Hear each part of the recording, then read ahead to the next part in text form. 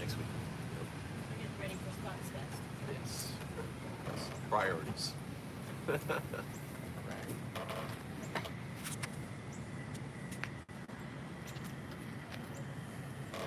All right, good morning, everyone. Morning. Thank you for joining us this morning. Chilly morning. Yeah, lovely.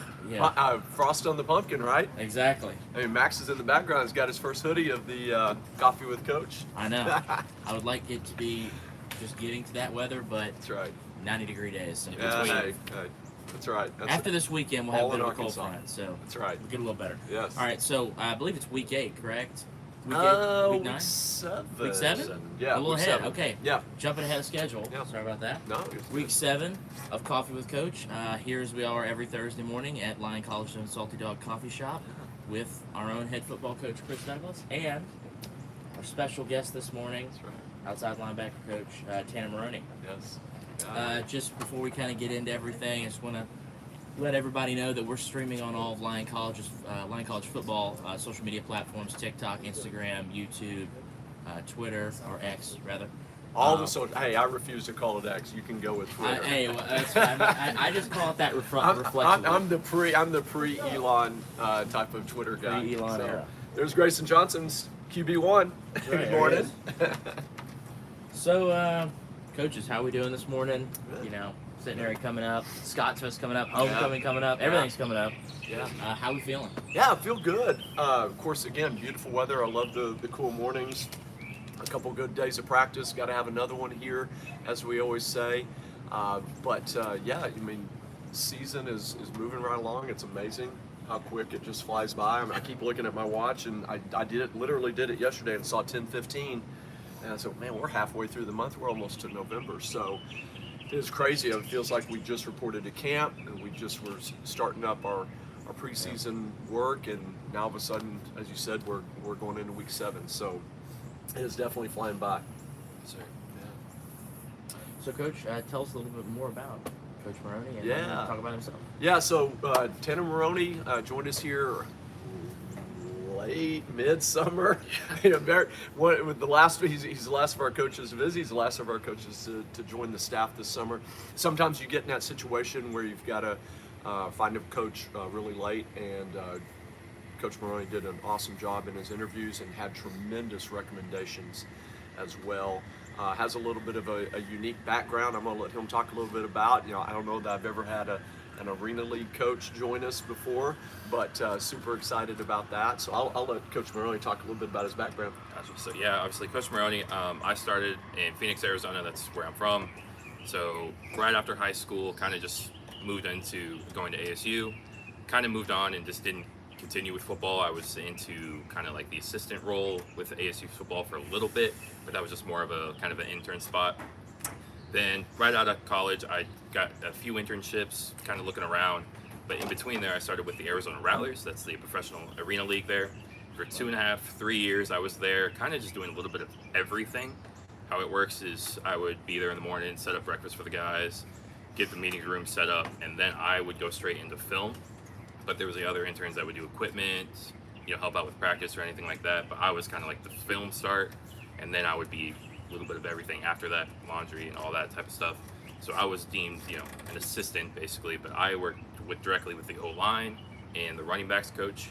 So if you had to put a title on mine, it would be run game assistant. If you wanted to put a title on something, that's what I told Coach Doug when I was interviewing. I was kind of like explaining what I was doing, and basically I'm helping with everywhere involved. So I was coaching with the guys. I was trying to learn what, you know, the difference from arena to 11-man, completely different sport. Yep. So going through that was kind of like the main goal, was try to understand what they do versus what I knew before from playing in high school and everything like that. So it was kind of a big difference, but I was always a defensive guy. So when I was with the O-line, running backs, I kind of was the opposite. I would work with the defense and how we would, you know, use our running game against the defense, kind of looking at what the backers would do and everything like that. So that's kind of what got me into meeting with Coach Doug, kind of working with linebackers and everything, because that's what I've always known. That's what I played in high school. That's what I liked. I would just happen to be, I would be the scout team for our Arena League. So that's what kind of worked for me to get my coaching side involved. But after that, kind of just worked there for 2-3 years, working with some great coaches. I mean, Coach Guy there he's won 7 national championships, so it's strictly winning there. So that's kind of where the background I've known is you're here to win, you're here to do the best, and that's what it's just going to happen. So I had a few good recs and got in contact with Coach Doug, and now we're here. Yeah, Indeed is definitely very helpful, isn't Yes, it? yes. I've never really hired a coach through Indeed, and not necessarily here in this case, but it definitely didn't hurt. But again, as Coach said, great recommendations. But one thing that really stood out, I mean, the Arizona Rattlers program for years has been really, really strong, strongest arena program ever since they started arena football 20, 30 years ago now. But also his experience on defense, which we were looking for, but having that offensive experience while he's with them, I thought was really a selling point. But also, as he talked about, doing a little bit of everything. And I grew up in this profession when, if you're really going to start in small college football, you're going to do a little bit of everything. You're going to do the laundry, you're going to line the fields, and you're not going to get paid, or you're going to get paid very little. And for someone who's dedicated to himself to spend that time for no real compensation other than the experience of doing it, tells me a lot that he's passionate about it and wants to invest in it. And so that was a huge part of it. It's kind of how I grew up, so I have an affinity for that. And so seeing coaches that spend that time where they're really dedicating their time to the craft and to the game, and not afraid to get their hands dirty and do the little menial tasks that, as I tell our coaches, every little thing counts, everything matters, nothing's menial. But most people would think changing out the laundry and making sure the guys have clean clothes is not a big deal. But when they show up at 6:30 in the morning and they don't have their strap and their t-shirt and their shorts to work out, it kind of is a big deal. Yeah. So I was really impressed with that and the dedication he's shown toward that. He's done a great job with us, throughout this 7+ weeks that he's been here. I guess we're probably looking close at 3.5 months at this point. I got here August 1st. Okay. Okay. So Yeah. even less than that. Yeah, like it was quick. Yes, it quick. was. I think you were about 9 or so days after me. So Yeah. it's like Yeah. we're both pretty relatively. Now, how are you enjoying the transition from AZ to AR, which most of our recruits don't know postal code. So when I get players from Arizona, a lot of times they put AR Yeah. instead of AZ on their It's- recruit form. Completely different here. Completely different. As I was just telling Coach Doug before we started, I've never experienced fall. Like, that's not a thing. So it's cooler summer there. Yeah. So that's the only thing I knew. And I mean, everyone else say it's cold. I'm sweating right now. So it's different for me. I'm enjoying it. It's cool. It's completely different from what I've known my whole life.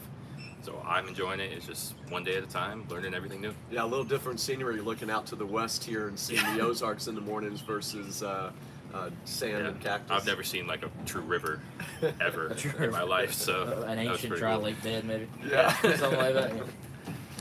Yes, 1,000 years ago there was water here. But That's right. No, not anymore. Not anymore. Not anymore. Okay, well, guys, we're gonna have to talk about it. So Yeah. last week, Absolutely. our game versus McMurray took the loss, 65-7. Well, let's kind of start kind of talking about that, Coach. Can we kind of talk about what kind of happened there in the first half? Or Well, absolutely speak not on fun. No. As I told several of the coaches that I respond to when we trade good lucks Yeah. on Friday nights, Saturday mornings, and then I get replies afterwards. Hey, how'd it go? I just basically said I think the Body Snatchers came to the MCM Elegante hotel there in Abilene and switched out our players for somebody else, because the team that showed up on that field Saturday didn't look prepared, didn't look like they were ready to go, and didn't perform. Looking back at the stats, it really comes down. Obviously, yardage is critical. Yes. You can't give up 500 yards offense and only accumulate just under 200. We win on penalties. We're kind of a push on time of possession, but big plays will kill you. Even turnovers, 1-to-1 on the turnovers. Some of those stats that you talk about after a game, whether it's a win or a loss, hey, we won the turnover battle, or we won the first down battle, or the time of possession. You can't give up 15 big plays versus 2. We only had 2 big plays, could not run the ball offensively. and they had us on lockdown on the passing game, and we were able to complete some stuff that we really liked going into it, but consistency is really critical. But at the end of the day, if teams are going to lock you in man cover, you better be able to run it, and we were ineffective running the ball. Offensive line had a poor day, honestly. Really just did not play very well at all as a whole. And when you can't effectively control the clock on offense, and you put the defense back out there for 15, 13 plus plays compared to our number of touches that we had, and give up 15 big plays, it's not going to go well in your favor. Yeah, certainly. I was going to say in the first half, Jerry McGee, he did have a big interception, but right after that we go in there, go 3 and out. So it's like that was. Yeah. Certainly, I mean, there were some defensive stops that were made. I think Will got a sack at one point. Yep. I think we had 3 sacks compared to our 1, which was, again, I think we're still number 1. I haven't checked lately. We should still be number 1. Should still be number 1 in sacks taken, not sacks given up, but sacks taken on the defensive side. But that's just one of the things that you got to put together, and you got to do it more often. Yeah, certainly. And. So I mean, what if they scored 21 in the first quarter? Yeah. I believe it was certainly very, very similar start to the Greenville game. That's giving what I up was some thinking. big plays. That's what I was thinking. They are very athletic. I mean, let's not get it twisted. I mean, McMurray's a really, really good ball club. Sure. Definitely, I feel like someone that we can compete with. And if you play that game 10 times. Do we win more than half? I don't know, but I think we can get in and we can get some dubs, and we can definitely compete way better than we did on Saturday. So really disappointed in how we responded, how we started, and then how we responded to adversity throughout. And so as we've gone through the week, both on both sides of the ball, as a team as a whole, we've just challenged our guys to, let's demonstrate to us who you really are as competitors. And of course, Saturday will be the ultimate test. Certainly.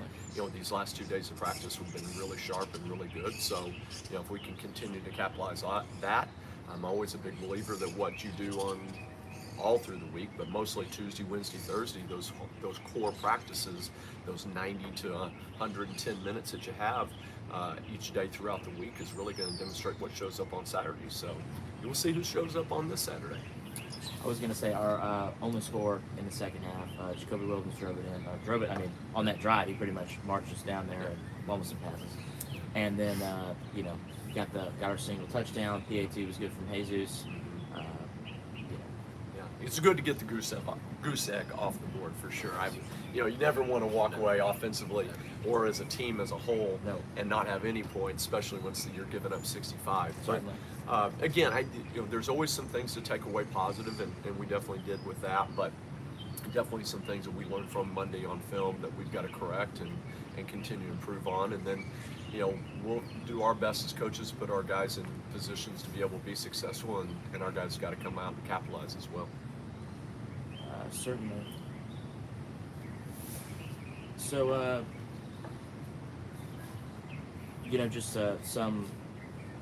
let me say this. Will Litton was our leading tackler in that game. Will Litton and Tayshawn Childs both had 1 sack, and McGee obviously had the big INT. Chris Johnson only 123 passing yards. Jacob Williams 44 yards rushing, our lone solo TD. Noah Osborne, Lewis Callahan with our 35-yard leading receivers. So, Coach Maroney, I just want to ask you, what do you kind of lessons learned that you think you've taken away from? What can we take away from this past game? Yeah, there's a lot we can take away. Certainly. It's definitely how we're going to respond, as Coach was talking about during the game. I feel like right after the Jerry's pick, I feel like we came back to the game, especially on the defensive side. I feel like we calmed down and everyone came back into the game. Didn't level up the score for like 13 or so minutes, and then they got one at the end of the half, or right before the half.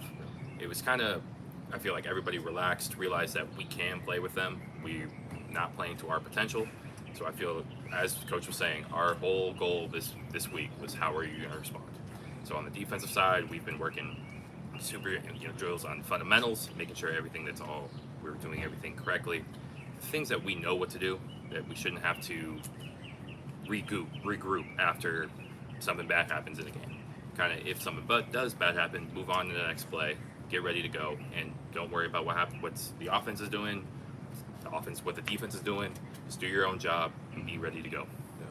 CTC, control the controllables. You only Exactly. control what you can control. We preach it every day. I've been reminded by former players. Recently, I'll even give a shout out to Eric Farden, assistant coach at Taylorville High School in Illinois, reminded me of that a couple of years ago. Control the controllables. And, you know, as we talked about it on Monday. Charlie Cowdery said it all the time. My head coach in college, start off, good things are going to happen, some bad things are going to happen. Ball's going to move up the field, ball's going to move down the field. Control what you can control. And you know, if you respond negatively, you know, you're just going to follow that with something negative. So respond back positively and take advantage of the next opportunity that comes along. And as Coach Maroney said, I think a lot of people think, well, we got to come up with some new scheme. We got to do this. We got to do that. Guys, if you don't block, if you don't tackle, if you don't throw the ball, you don't run the ball, you don't catch the ball, if you don't shed blocks and pursue, it doesn't matter what kind of scheme you run. So we're going to continue to harp on and continue to come back to the fundamentals and execution. Well, let's kind of talk about our upcoming matchup this Saturday, Absolutely. Centenary. Yeah.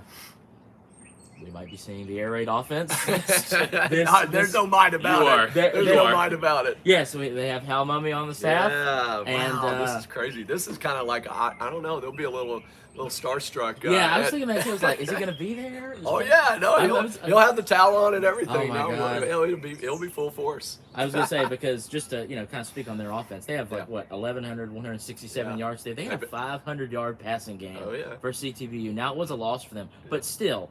When I looked at the thing, I'm like, 500 yards? Yeah. Really? Yeah. That's like NFL. They're slinging it around just throwing the ball over the right. yard. Why not? Just throw the ball. Yeah. See if they can stop it. And also they've converted most of their first downs through passes. So coaches, how have we been, kind of practice preparation? How have we kind of been doing that this week? Now you've spoken on a little bit, kind of. Yeah, I mean the good thing is, there's a lot of people over the years since Hal Mummy and Mike Leach pulled this thing together and I can go back a little bit of history, playing at Southwestern College and then becoming an assistant coach. We played Iowa Wesleyan just after Coach Mummy and Coach Leach left for Valdosta. So I know all the, I think I've said this before, I'm a little bit of a college football historian geek. Mm-hmm. And so I've read the books. I've read all the books about Coach Mummy and Coach Leach and the Iowa Wesleyan start and the air raid. And so there's a lot of principles within our offense that follow along with what they've done. I mean, I'm watching a little bit of Texas Lutheran and Centenary from last weekend on the offensive side, and the first 3, 4, 5 plays I identify immediately as stuff. Now it's different language in our system, Sure. but it's stuff that we run that he's run for years and years and years. So it is definitely going to be a little bit of a unique situation kind of going into this. Yeah. I've had a chance to see Coach Mummy before at AFCA convention, but never get a chance to say hello or anything like that. But the preparation has really been kind of seamless because we can just run a lot of our offense that mimics what he does. I mean, there's definitely differences here and there and things that he might emphasize that we don't as much. But we can kind of line up and run a lot of that based on what we do. So it's been very helpful, I think, from the defensive side of the ball.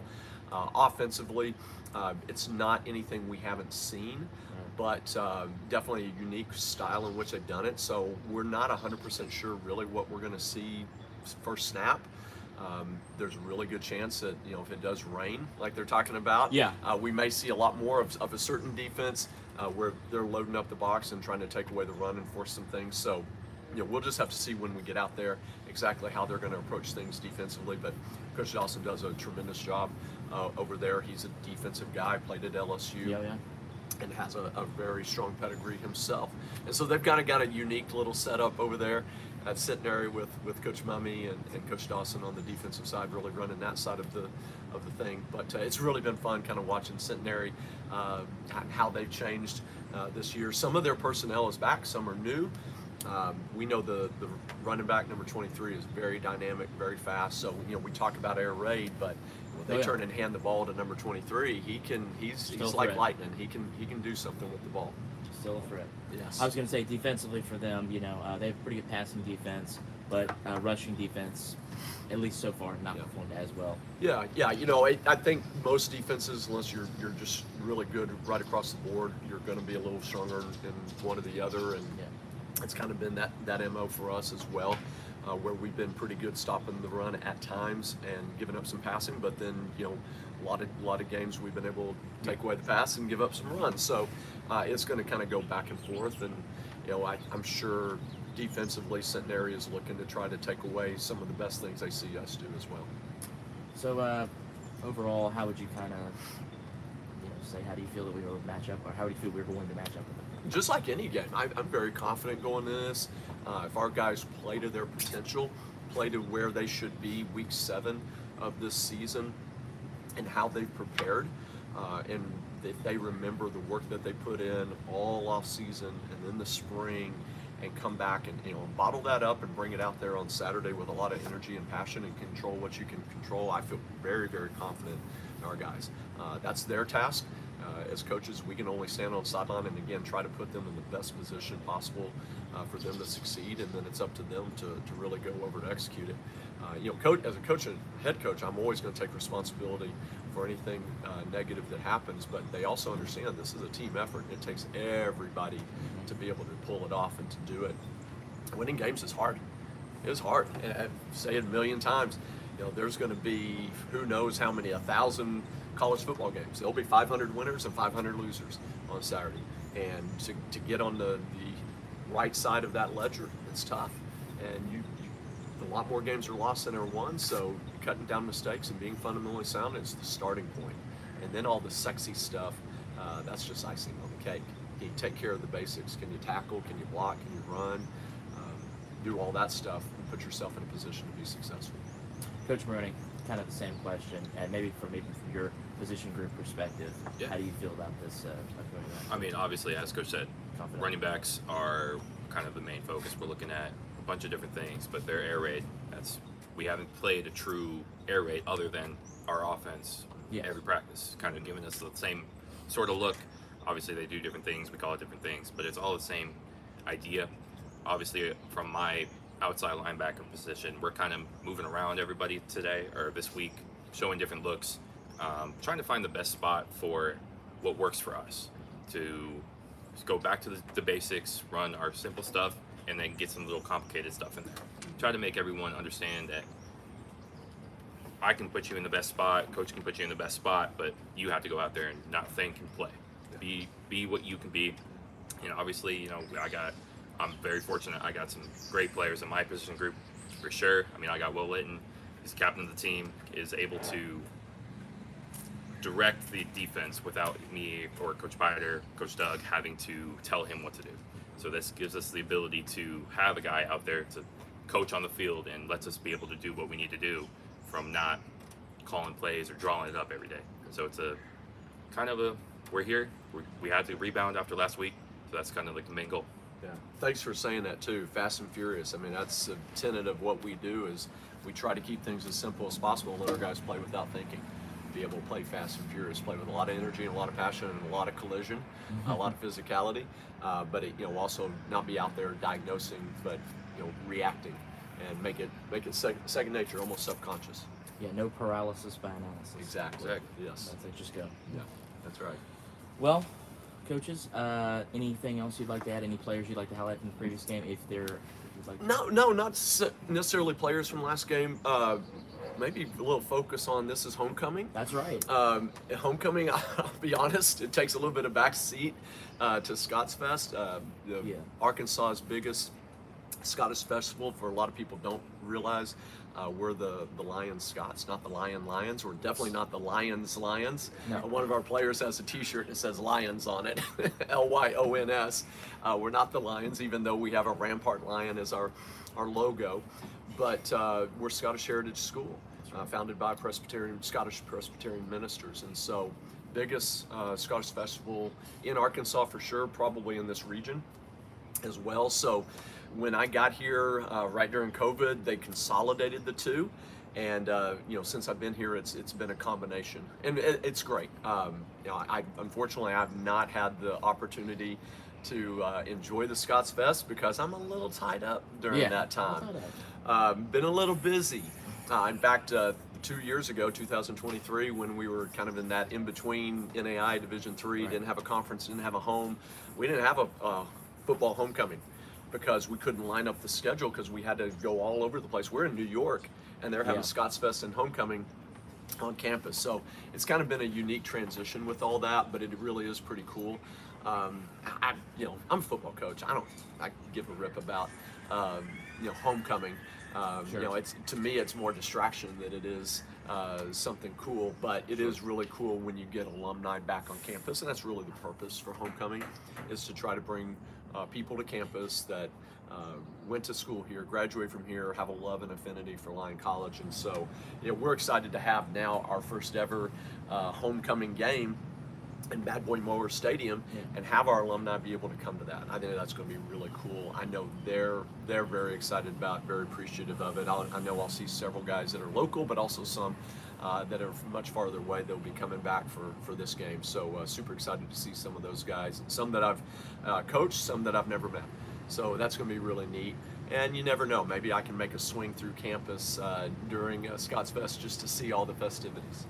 Yeah, seems like it's gonna be. Yeah. I'm gonna be very busy as well, so Yes, I'm you are. Yeah, not I gonna mean, be you able got to two go- soccer matches. Yeah, 2 soccer matches. Hey, at least we don't have volleyball this weekend. Well, I mean, you do. You just imagine if we had a try meet at the same time. That Oh would my be. gosh, we've done that before. I was hypothetically thinking about having to staff that. That would have been a nightmare.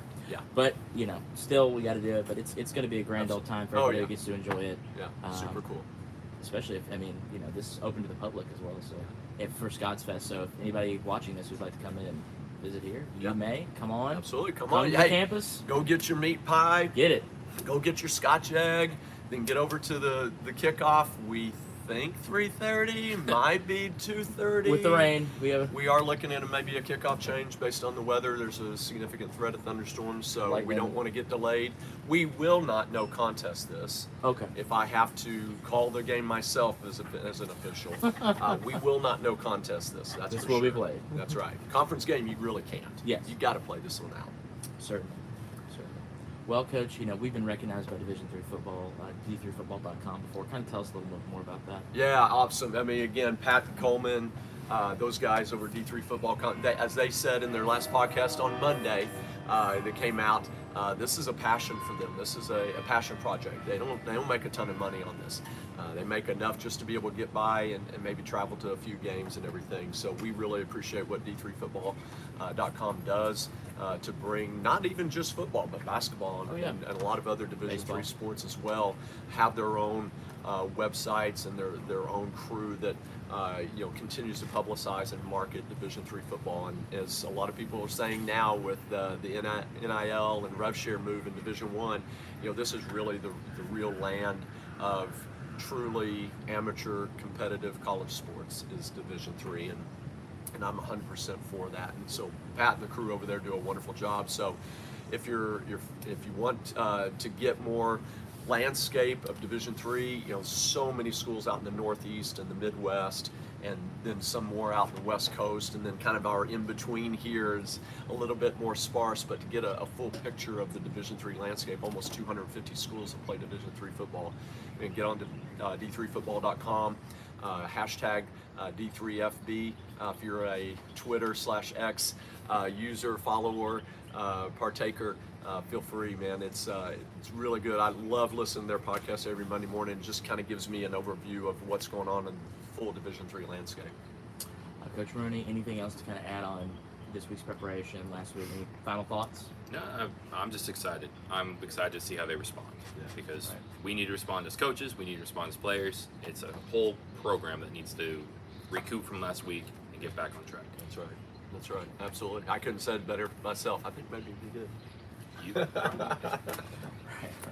Well, I want to thank everybody for joining us this morning, and we just want to say, make sure you get this out there to everybody. Share the links, share the video, share it out there to friends, family, people who love football. Get our message about what we're doing here at the Lyon College Football Program, the Lyon Way. Yeah. And everybody have a great morning, great rest of your day. Absolutely. Go Scots, go! Yeah. Go Scots. get go. it. Let's get the go. sub. let's go. All in. Let's go. Let's All go. in. All right. All right. Thanks, everybody. Thank you. All right. Coach. Appreciate you. We got some good shade there Yeah, too. thanks, Coach. Man,